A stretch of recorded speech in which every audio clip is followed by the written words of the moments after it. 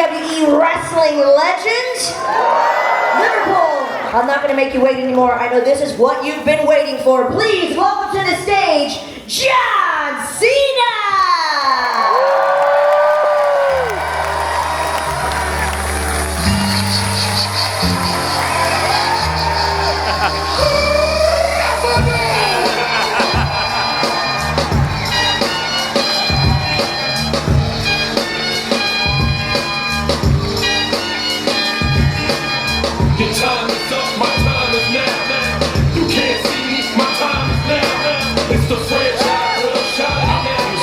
I like to just keep moving. I've been sitting down and standing all day. How is everybody out there?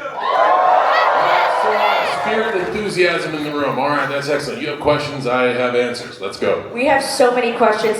John Cena, everybody. My goodness.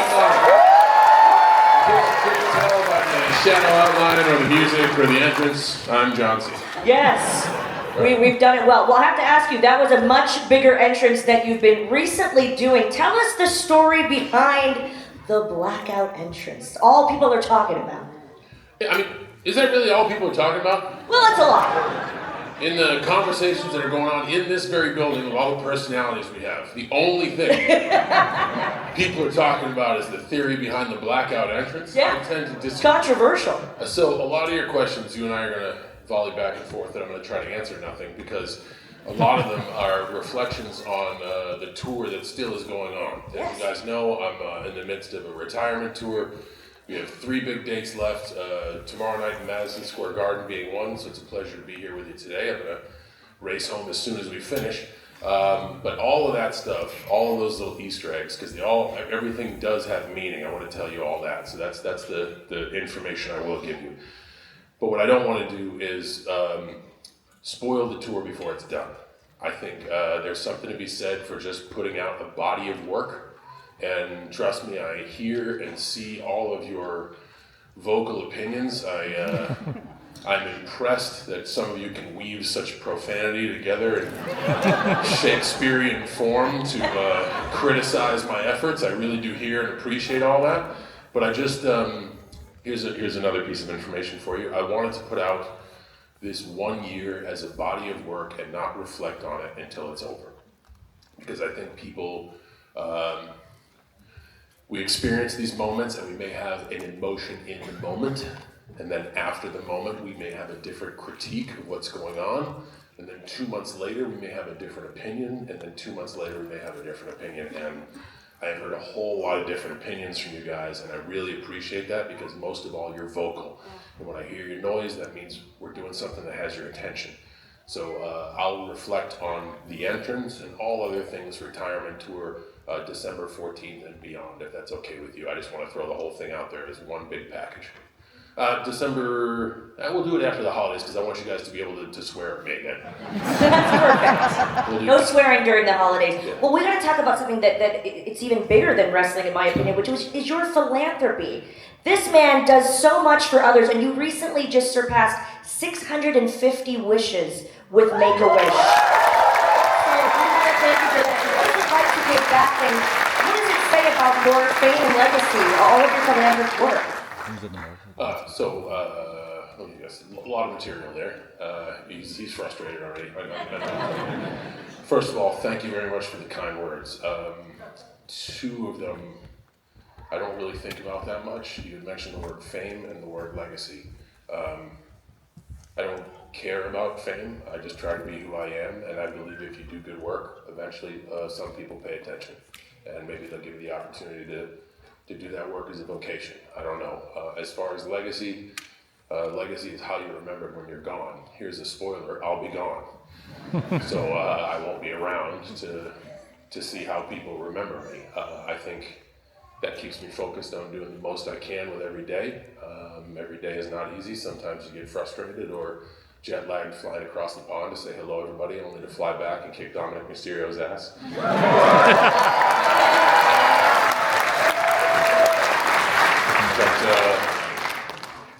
I will say that I'm very honored to work with the Make-A-Wish charity, and every visit I've ever done has simply been for the purpose of that visit, and the yield has been wonderful. It has filled me with love and joy. So I thank you for the kind word. Thank you, my goodness. Using your platform for such positive reasons, we love that. We're going to talk about peacemaking. So that's something we can talk about. I That's told you what we guys, can I talk came about. out of here like a ball of fire, and then I'm talking to you guys like this. Just really bringing the room down. Let me sit. Let's talk about Peacemaker. I'm going to stand. I'm going to sit. Whew, that feels good. All right, let's talk about Peacemaker. We have to. That's all anyone's talking about. Yes, that's all they're talking about. Liverpool is just a buzz. Yes, it's a buzz for Peacemaker. And actually it is. What a show. It seems like a role that you can really sink your teeth into, and you have. Has it been such a journey? Well, I mean, I was dead in the Suicide Squad. Came back for 2 seasons of TV, and boy, did we have an interesting end to Peacemaker season 2. So yeah, it's been a great journey. The Peacemaker character has been in the mind of James Gunn for a half decade now. So yeah, that's officially a journey. It has been a heck of a journey. All right. Yeah, And what a cast as well that you're working with. They just seem like they get along great when I've seen interviews with them. But how do you get along with the cast? Man, I tell you, like, I think a groupthink atmosphere is the sum of its parts. And the 11th Street kids, me, Jen, Danielle, Freddie, Steve, like I don't use this word often, we love each other. Like, we're all rooting for each other. Everyone has so much talent, and it's not a situation where people are trying to muscle in for screen time or importance. It is a situation of humble empathy where we want everyone in the room to succeed. And because we filmed Peacemaker season 1 during COVID, it was like we were the only ones around. And the ancillary cast members were great, but they kind of picked up our vibe because we were the only people in the room. And then it really trickled over to season 2 where we were able to, get so many unbelievable people to join us. But everybody kind of really understands that it is the rising tide floats all boats. And James is such a brilliant writer, and he gives every character meaning and every character story.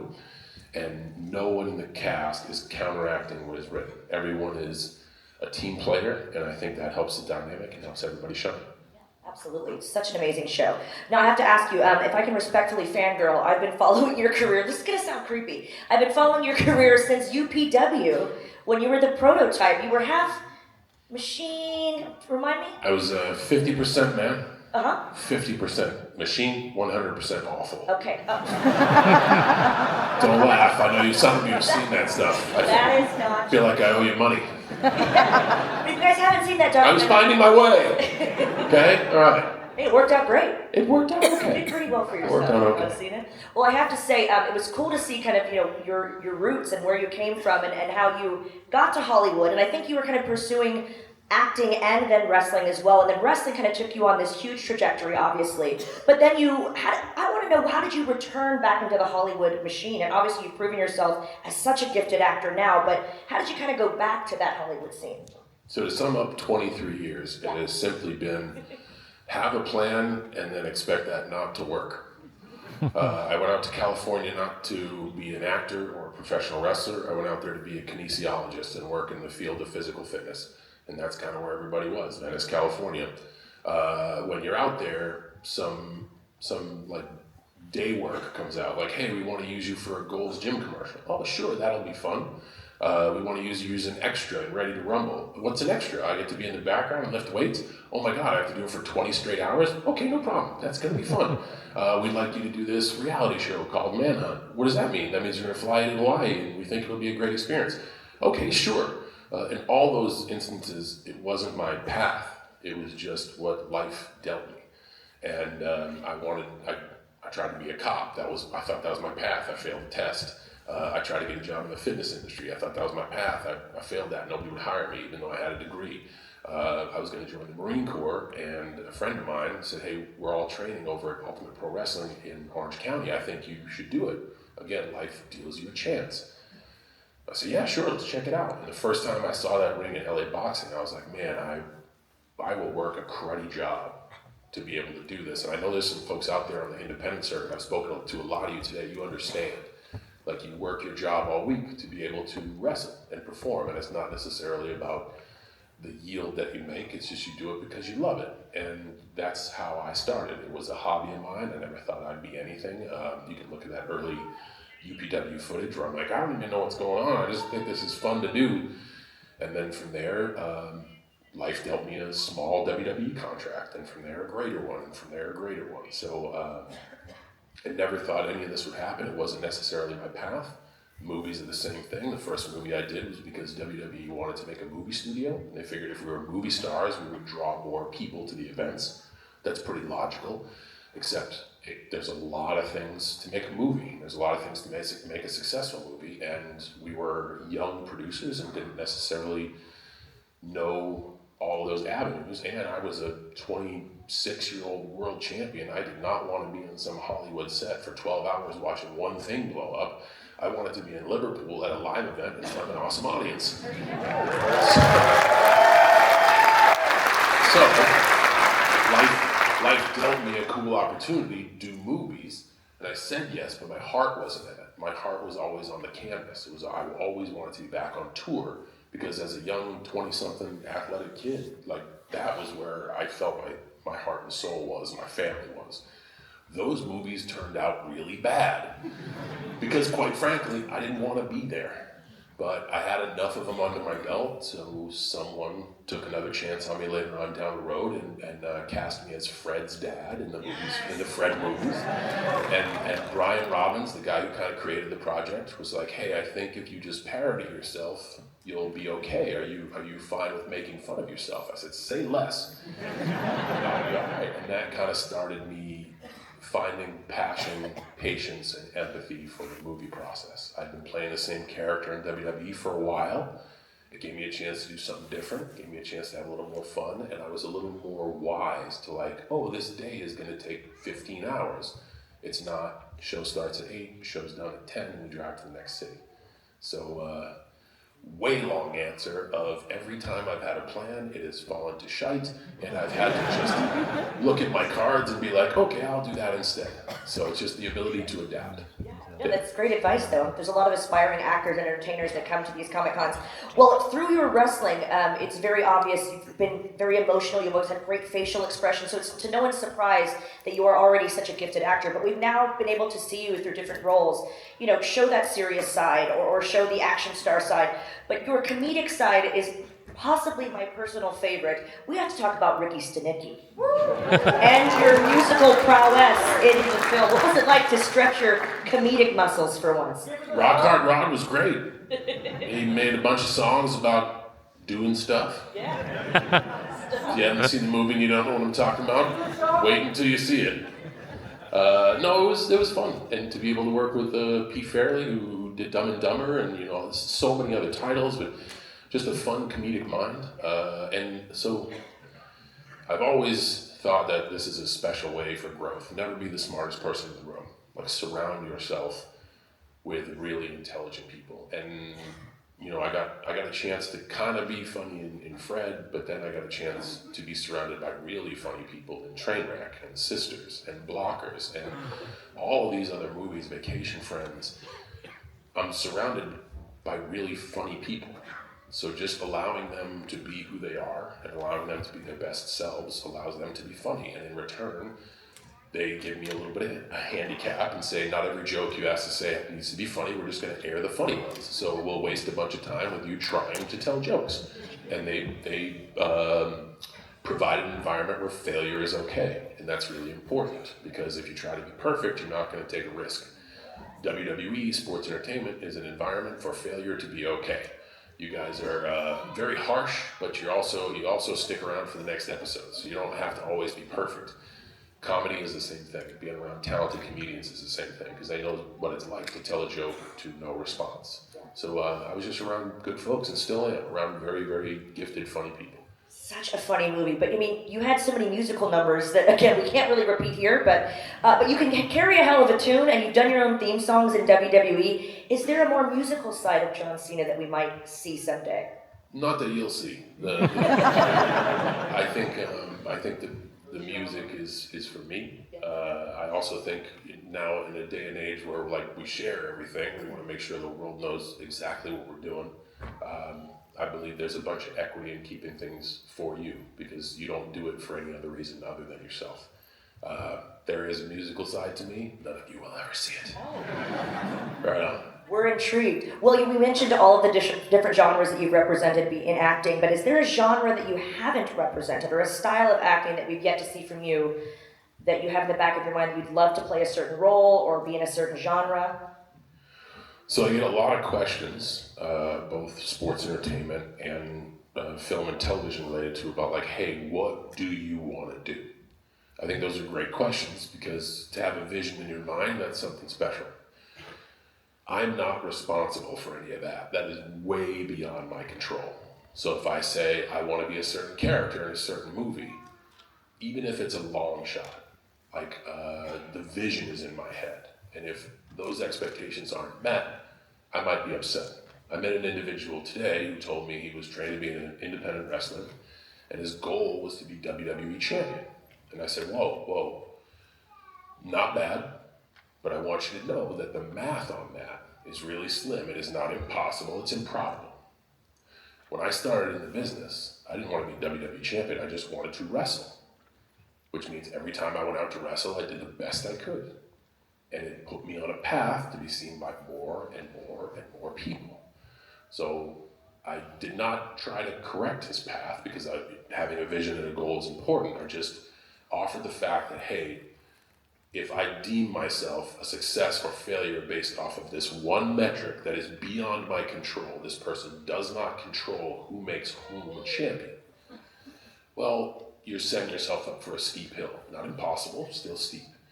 But if your goal, you can cast a wider net and say, I wanna get paid to wrestle.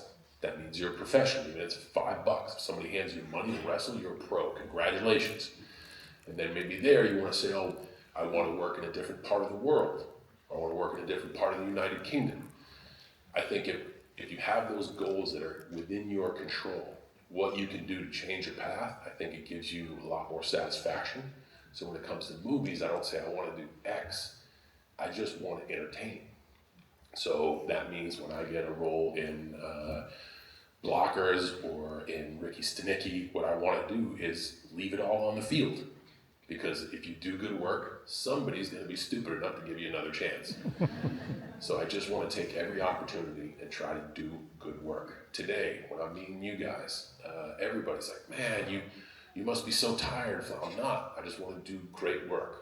I know you guys came out of your pockets to spend a lot of money to be here, to be with us, to share moments. I don't ever want you to feel bad about that. I'm so grateful. It's you guys that have made this tour a success, that have made me be a pro wrestler for 23 years, have allowed me to do what I love, and that's entertain people and hold their attention. So I just want to make sure the moments we spend together are special. And everybody today and yesterday was so nice, and there were so many of you, and that's fantastic. But I just want to make it to the end of today, and at the end of today, I'll be exhausted. And then I'll get back to New York and find the enthusiasm to leave it all on the field for Monday, and then I'll just figure it out after that. So I don't know, I think just wanting to do good work and knowing that if you continuously do that, you're going to get a chance somewhere. Well said. Thank you.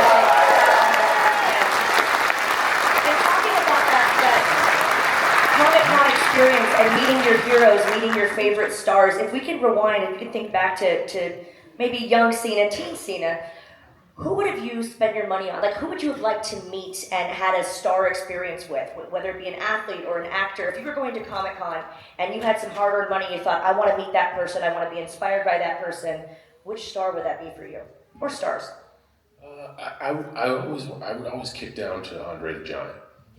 Just because he was such a specimen, and yes, every wrestler in that day and age was larger than life, but the way two classes before me speak about Andre, and like the way the class before me speaks about Andre, and the way three classes and four, like ever since Andre was a thing, which was always, I just would have liked to experience that spectacle. I think that would have been something, yeah.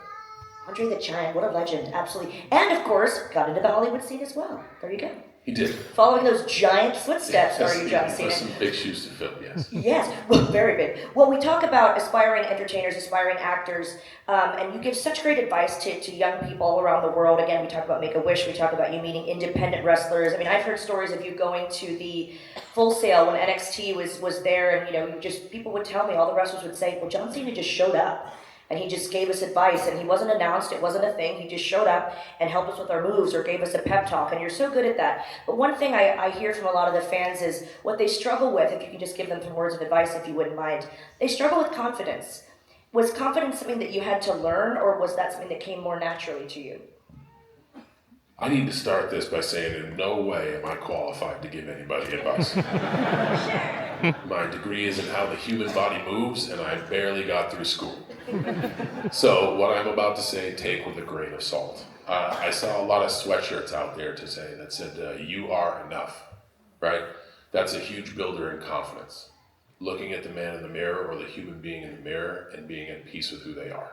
I think that's a great start. If you realize that you are enough, if you are worthy of love, you begin to wonder what love is like, what makes you happy, and I think you can follow those paths. And for everybody, it's different.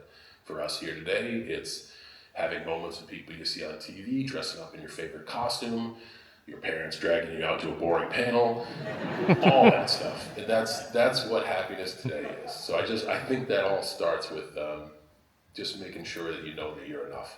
And I think that's a good help in building confidence. Keep it simple, love that. And another mantra that's been yours for about 20 years has been hustle, loyalty, respect. First of all, I'd love to know how that came about and how that became your signature mantra, but also how it holds up in this sort of polarizing world and what it means to you now.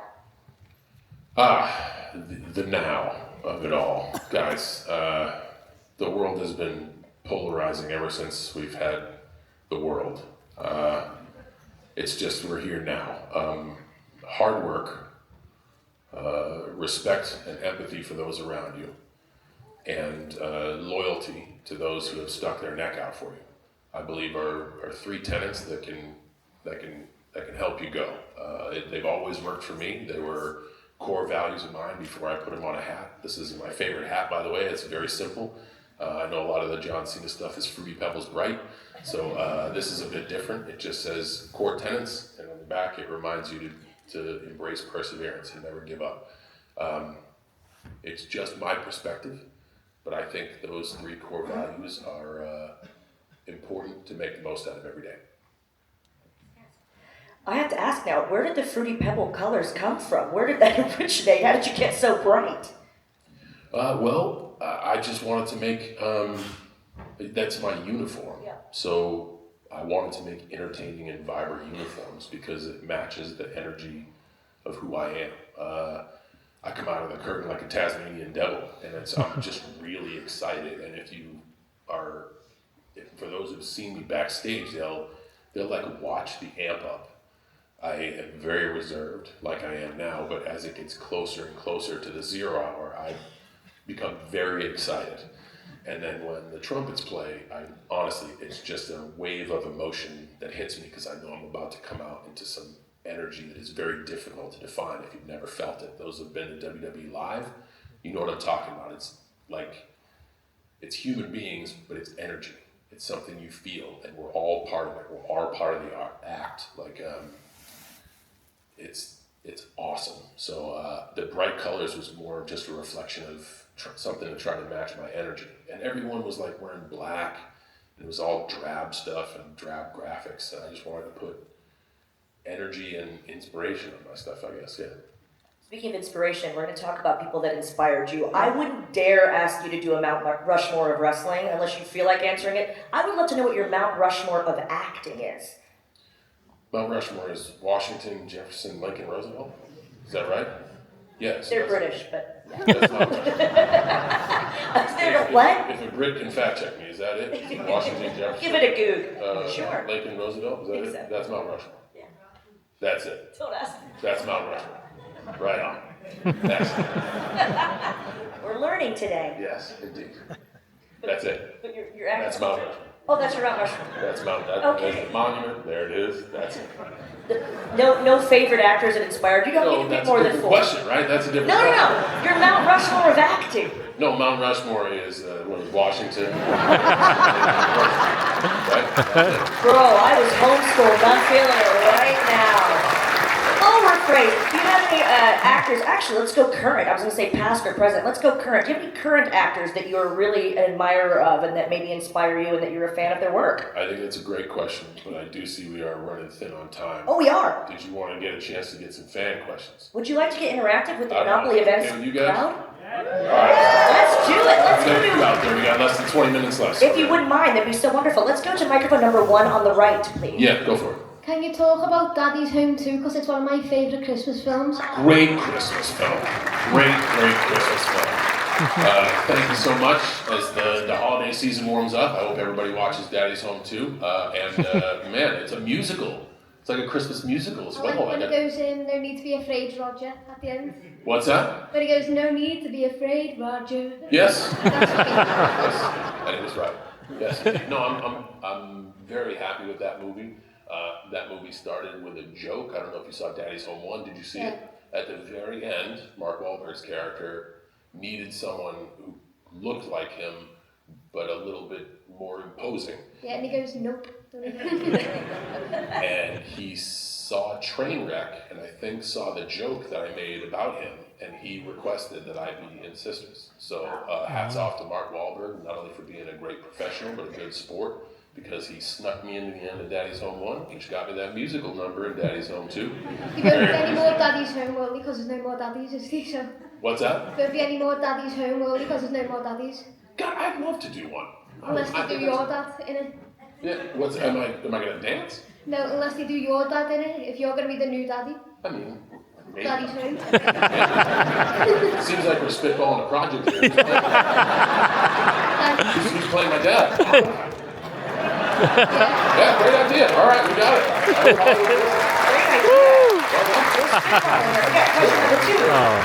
Hi, so my question is, how would you plan for Peacemaker to escape salvation? Ooh, that's a good question. And any answer I give doesn't mean anything. Because there's one guy who knows all the answers and writes those stories, and when they threw me in that field, I looked around like, hey man, how are we going to get out of this? And just walked off.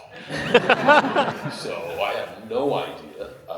What I do know is I'm very happy because I know it's an integral part of the DC story. And I think when James Gunn says the DC universe, he's serious. He wants all the pieces to fit and connect. So I can tell you from somebody whose boots are on the ground of salvation, I have no clue. But I can't wait to see what he does, and I just hope I'm part of it. Thank you. Thanks so much. Thank you. Let's go to microphone 3 up at the top right. Hi, John. Oh, we got 3. Holy smokes, my God. Okay. Shout me, I'm not. Yeah, no, I got you. Sort of, now you've successfully transitioned over from sort of Hollywood and now leaving the WWE. It seems that you're quite a good leader towards all the WWE wrestlers because they have a lot of time and a lot of respect for you.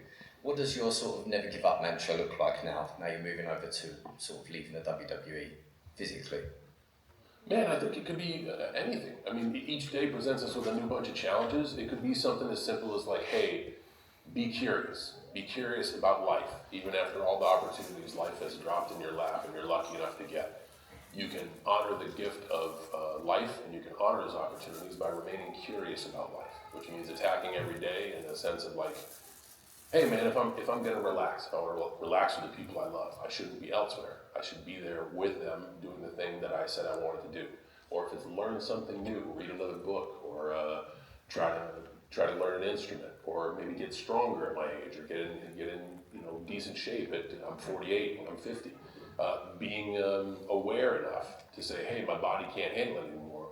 I got to call it quits now before I, 1, maybe really get injured, and 2, if you chanted you can't wrestle a long time ago, holy hell, you're going to hit me with some other chants if I stick around too long. So I think it's just being aware of what every day gives you, and that life is a great gift, and staying curious about life is essentially, for me, from my perspective, never giving up on life, just staying curious.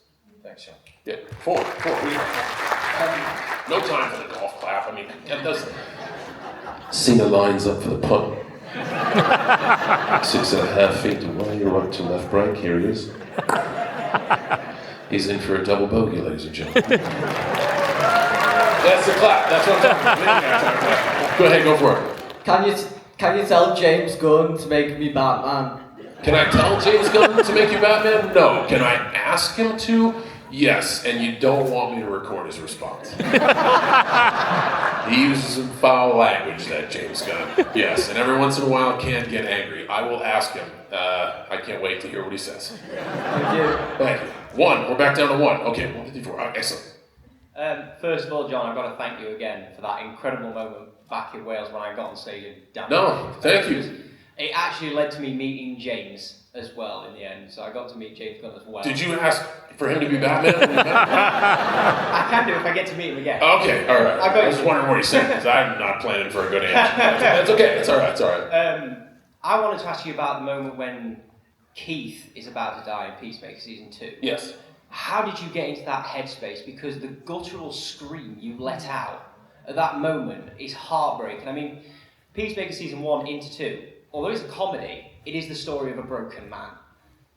Just that moment, all the music went, all the sound went, and you can tell that pretty much everyone on the set as well was just silent at that scream. So how did you get into that headspace at that moment?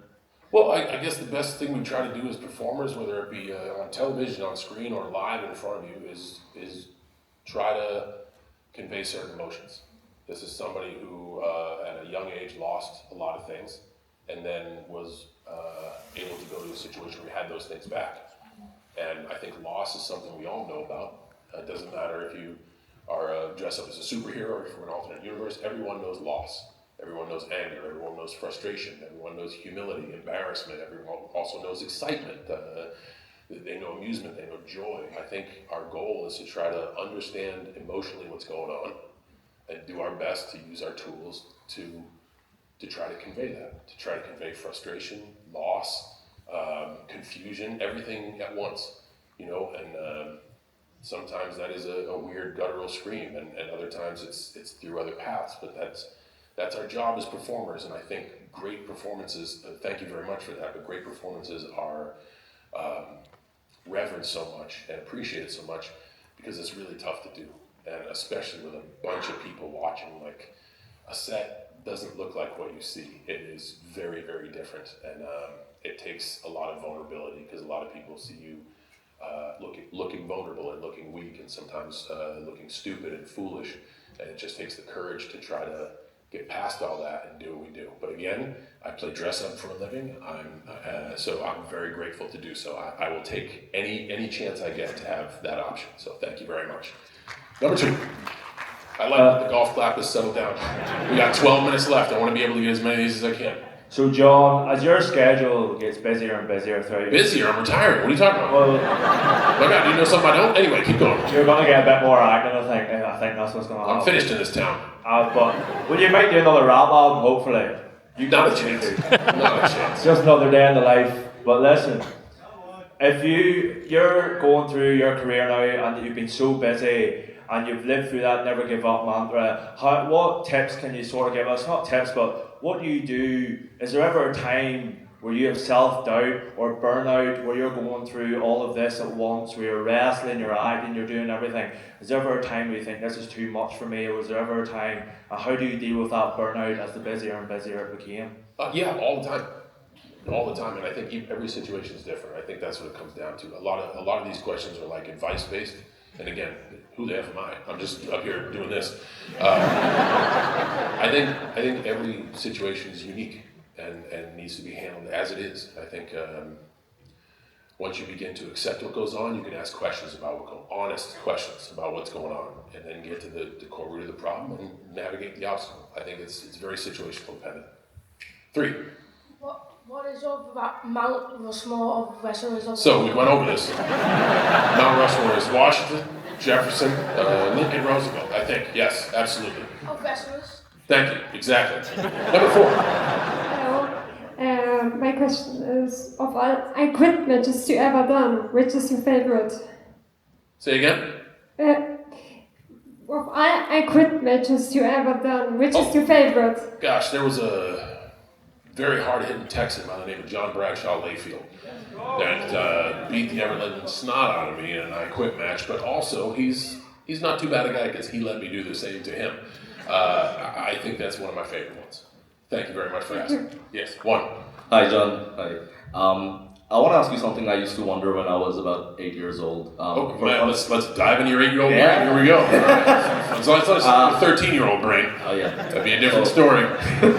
All right, here we go. Yeah, so I'm from Bangladesh, and like, we don't have the time here to explain what you mean to me, but you meant a lot, and you still do. But when I was a kid, the only way to feel close to you was really through bootleg T-shirts and a bootleg My Time Is Now CD, because nothing used to make its way there, right?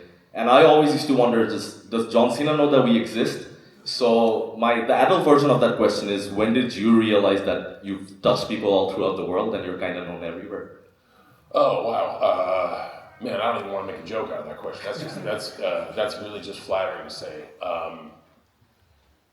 I'm very grateful that for the longest time I was able to perform in a medium that is a universal language, physical performance, and you never know who's paying attention, right? I think that's really important. WWE is a global company, and honestly, I'm still surprised we go places.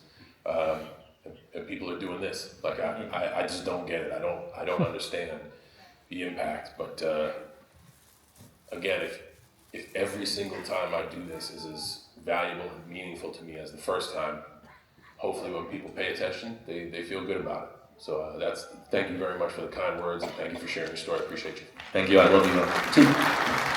My question is, what motivates you to still stay consistently at the top of your game in both film and sports entertainment?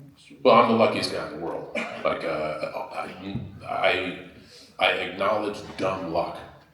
Like, the opportunities that have come my way have been lucky.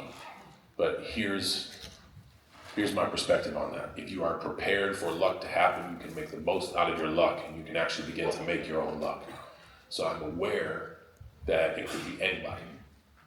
And making the most of my luck is at least going to honor the opportunity when someone places a bet on me. I don't do any of this. Somebody today placed a bet on me to be here. So I want to make every single person's moment meaningful and impactful. So the person who placed the bet on me feels good, and the person who placed the bet on me in our moment feels good. And I think that's infectious. And it just puts the math in your favor to have good karma. And I think if you can get that energy rolling behind you, you never know what can happen. You just be prepared, understand that a lot of it is luck, understand that nobody does it alone, and go like hell when they play the music, you know? Right on, 3. We got 7 minutes left. We're gonna need some help with the microphone. Thank you so much. Yep, there was a little mic adjustment there. Height adjustment. Thank you. Yep, we're gonna give him some lifts in the shoes. He's gone shy. That's okay. That's all right. Honestly, I mean, from my perspective, you are directly behind the number 3 sign, so I can't see you. He wanted to know, have you ever had any serious injuries doing wrestling? Serious, a bunch of them, and just from being stupid, taking risks that I shouldn't have, not warming up properly, thinking I'm invincible. It is a very physical sport. I've had a lot of injuries and a lot of surgeries, and everyone has become from either lack of preparation and warm-up on my part, I was lazy, or taking a stupid risk that I thought I could do. In the back of my mind, I really knew I couldn't do it. So it's to all you independent performers out there, I've spoken to a few of you, the consistent advice I give, please be safe. Yes, you want to show the world what you can do in a capacity of stunt and athleticism. But if you're not safe, you'll do it once and you'll never do it again. So just please be safe out there if you're trying to vocation in the ring. 4 up top. 6 minutes left. Hello. Every second counts. Yes, right. We just got real in here. Come on now. My question to you is that James Gunn said that Deadpool was supposed to be a cameo at the end of Peacemaker Season 2. How did he? Huh? Did he say that? He did say that. He said that? Yeah, Deadpool. That mother. We couldn't get Deadpool? Damn, it would have been dope to have Deadpool. I know. Why'd you do that to me, man? You sure he said that? I'm sure it was the thing at the end of the show. He said it wasn't Shane Gunn or like some other Twitter handle. Bootleg James Gunn. I don't know. Whatever. Okay. All right. So we were supposed to, according to James Gunn, have Deadpool in Peacemaker Season 2, allegedly. First time I'm hearing this, but where's the question? My question to you is, how do you think Peacemaker would have reacted with him? Oh man, that would be fun to see, right? That's a main event poster I'd check out for sure. Peacemaker and Deadpool just rubbing up against each other. doing superhero stuff. You know, just, I don't know, those two guys, a gallon of brandy, and we just figure out where it goes. I hope it can happen. That would be pretty good. I'm going to be PO with James Gunn the next time I see him when he gets Deadpool. Good question, though. All right, boss, let's go. What's your favourite WrestleMania match? Favorite WrestleMania match. So usually a lot of people are like, what's your favorite match? And the answer is always the same. It's my next one because I will have a chance to reflect eventually, but I always like to look forward. You asked a great question because I don't have any more WrestleManias. So what's my favorite WrestleMania match? I was very fond of Me versus The Rock in Miami because I thought being able to do a year-long build, which is very rare, and deliver an outcome that I don't know if a lot of people thought was going to happen was pretty decent. I got to give respect again to John Bradshaw Layfield because he allowed me to win a championship at WrestleMania in Hollywood. And I got to tip my cap to Big Show Paul White, who allowed me to pick him up in Madison Square Garden to win my first ever WWE Championship at WrestleMania and the U.S. Championship. Those are my top three.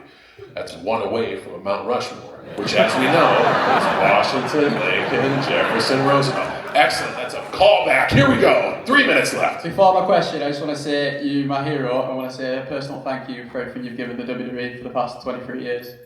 And my All right, right on. Hey, thank you very much. Thank you. Thank you. And my question is, out of all your rivals throughout the years, who's had the biggest impact on not just your career, but your life? Wow. Man, you had to hit me with the second part.